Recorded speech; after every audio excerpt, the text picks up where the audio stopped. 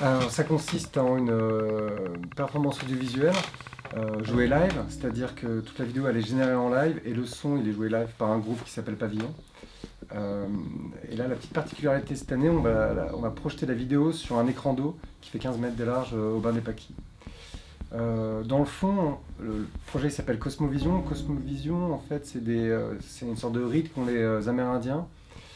C'est-à-dire que les chamans, quand il y a un problème dans la tribu, ils prennent des potions et la nuit, ils font comme des rêves astraux, comme un rêve lucide, qui leur permet d'aller dans la forêt, de voyager dans la nature. C'est très connecté à la nature et ils en reviennent avec des solutions. Donc là, ce qu'on propose, en fait, c'est une sorte de voyage, un peu comme dans un rêve, c'est-à-dire un voyage où les formes, elles sont plus exactement comme elles étaient, où les couleurs, elles ont changé, où les sons sont un peu bizarres. Donc le but, c'est de vraiment plonger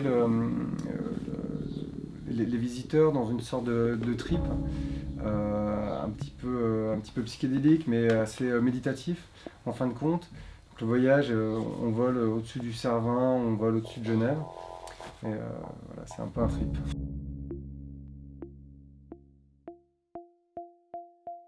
Bah, j'ai l'impression que c'est un petit peu dommage, mais toutes nos sociétés, elles ont un peu oublié leur rite, un peu oublié leurs cérémonies, leurs coutumes. Et on est toujours dans cette société d'aller très vite, de zapper très vite d'un moment à l'autre.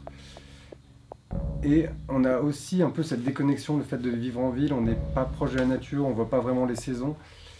Donc j'ai l'impression qu'en tout cas, c'est ce qu'on aurait le plus besoin, et pour la Terre et pour nous, de revivre cette connexion, de revivre cette sensation de faire partie d'un tout.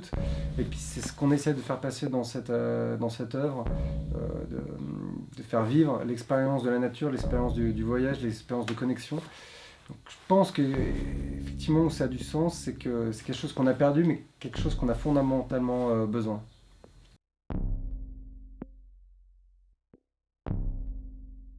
Et effectivement, ça va jamais remplacer une vraie expérience dans la nature, une vraie expérience de s'allonger un matin dans la forêt où là l'expérience elle sera réelle, elle sera olfactive, ça ne remplacera jamais ça, mais ça peut quelque part aussi sublimer ça, parce que grâce à la technologie, par exemple on a scanné le Cervin en 3D, et là on peut pendant le spectacle voler au-dessus du Cervin, donc on peut aussi quelque part sublimer ou transfigurer le réel.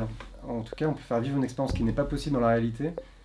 Donc effectivement, c'est une atrophie du réel, mais il ne faut pas qu'on essaie de trouver un équivalent. Elle est différente, mais le but, c'est qu'elle nous rapproche de la nature. Le but, la finalité, c'est de retourner dans la nature, effectivement. Mais là, ça peut peut-être être un appel, ou en tout cas, ça peut représenter ouais, voilà, ça peut peut-être motiver les gens à retourner dans la nature, j'ai l'impression.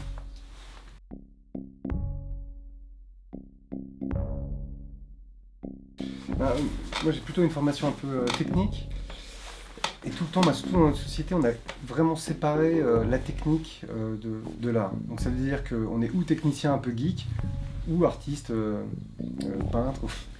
Et ça, c'est quelque chose qui m'a toujours posé des problèmes, parce que dans mes études, on me mettait toujours à la place du geek, du programmateur, du programmeur, parce que j'étais programmeur internet.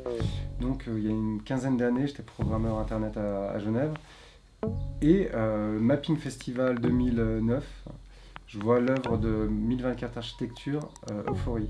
Donc une œuvre qui utilise de la technologie et qui est jouée en live.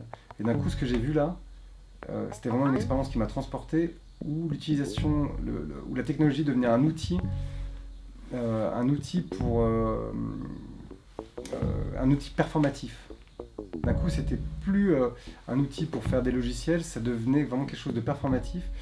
Et il l'utilisait pour jouer avec la lumière, de la même façon qu'on utilise une guitare pour faire de la musique. C'est-à-dire qu'il avait cette méthode de travail temps réel live. Et donc moi j'avais déjà une inspiration, je travaillais déjà du live techno, du live musical, mais d'un coup je me suis rendu compte qu'on pouvait aussi faire du live avec de l'image. Et donc quand j'ai vu ça, après j'ai parlé avec lui, je lui ai dit que je travaillais dans Internet, il m'a dit Internet c'est de la merde, c'est fini, faut changer de boulot. Et quelques mois après j'ai démissionné, et l'année d'après j'ai pu faire le premier spectacle en 2011, Disorder au mapping, et ça a été le début en fait de toute la carrière, ou quoi, de la carrière de tout ce que j'ai fait ensuite.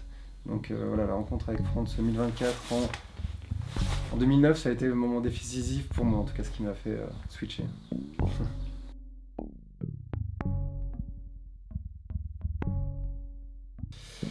Ouais, bah, moi j'aime bien toute la culture justement performative, c'est-à-dire live. C'est-à-dire que Jimi Hendrix par exemple, ce truc de pouvoir transmettre une énergie en live, de maîtriser suffisamment une technique pour que l'œuvre elle est à un instant T à l'image d'une énergie ou d'un ressenti personnel profond. Toute cette culture live, donc un peu des années 70, je sais pas, qu'on a pu voir à Woodstock aussi, tous ces artistes performeurs qui essayaient à un instant T de créer un moment, tout ça pour moi c'est hyper inspirant.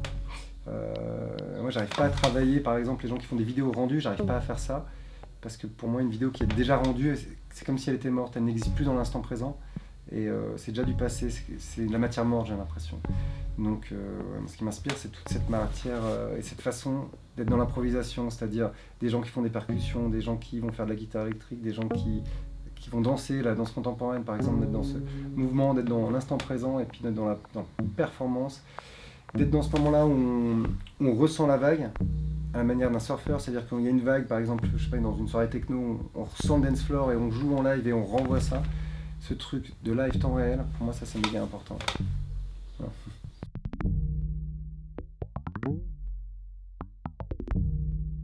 La technique c'est quelque chose, c'est juste des outils.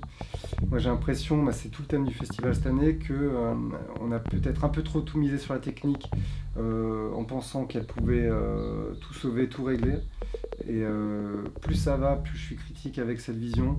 Et je pense que la technique, ça peut être un outil en médecine forcément pour soigner les dents. C'est sûr que ça peut être des outils, mais il ne faut pas croire que la technique va tout sauver. Et au contraire, à cause de cette croyance, on laisse tomber des choses plus profondes et plus réelles, juste du fait que la technique pourrait potentiellement tout sauver. Donc je trouve que c'est assez dangereux, c'est un peu tout le thème c'est toute la critique, tout ce qu'on questionne cette année pendant le festival. Moi je suis assez pour une sorte de réappropriation de la technique, c'est-à-dire que le gros problème qu'on a maintenant, c'est que personne ne sait comment fonctionne ça. Et on est complètement déconnecté de la technique qui est autour de nous. En tout cas, personne ne sait construire. Voilà, la plupart des choses qui sont autour de nous, on ne les contrôle plus. Ça veut dire qu'on est tributaire des gens qui les construisent. Et ce qui veut dire que là-dedans, on s'engouffre l'obsolescence programmée et tout ce qui va avec. Ça veut dire qu'on est tributaire de Facebook, de Google, de Apple. Donc moi, mon but, ça serait dans le futur d'utiliser un maximum de technologies que je construis, que je peux réparer dans un premier temps, et dans un deuxième temps que je peux construire moi-même.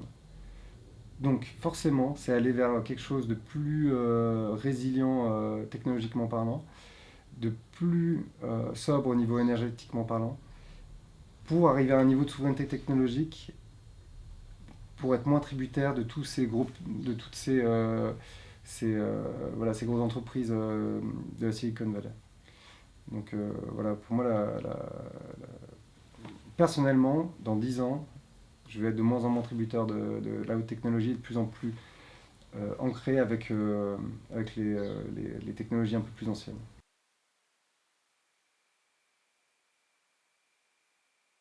Je pense qu'il faut qu'on se réapproprie les technologies, qu'elles nous ont été un peu volées, on a été dépossédés un peu parce que qu'est-ce qui se passe? Il y a 100 ans, les gens ils fabriquaient leurs outils, ça veut dire qu'un charpentier commençait par faire ses outils avant de faire de la charpente. Maintenant, on est complètement dépossédé, ça veut dire qu'on est obligé de travailler pour s'acheter des outils, ou voilà, pour s'acheter de la technologie. Et donc, on rentre assez rapidement dans une sorte de cercle vicieux qui nous embarque dans un cercle de travailler pour acheter. Et donc, on se fait happer comme ça par tout un système. Et donc, se réapproprier les technologies, c'est un premier pas vers une sorte de petite révolution. En tout cas, ça peut être un premier petit pas, déjà de s'en dissocier, et ensuite de se réinventer ça en utilisant des technologies qui pouvaient exister il y a 100 ou 200 ans, qui étaient des énergies vertes, hein, parce qu'en fin de compte, le moulin, la plupart des énergies, on utilisait de l'énergie verte avant. Maintenant, on se dit, qu'il faut utiliser une énergie verte, mais en fin de compte, le bateau à voile, le moulin au blé, tout ça, ça fonctionne de façon verte. Donc, cette réappropriation technologique, elle va aussi dans le sens forcément d'une décroissance, mais aussi dans le sens de l'écologie. Et tout ça, en plus, c'est joyeux. Ça veut dire que maîtriser toutes ces techniques, c'est hyper intéressant, c'est hyper intéressant, c'est hyper joyeux pour tous les gens qui sont dans la technique, c'est aussi quelque chose qui est chouette à faire en fin de compte.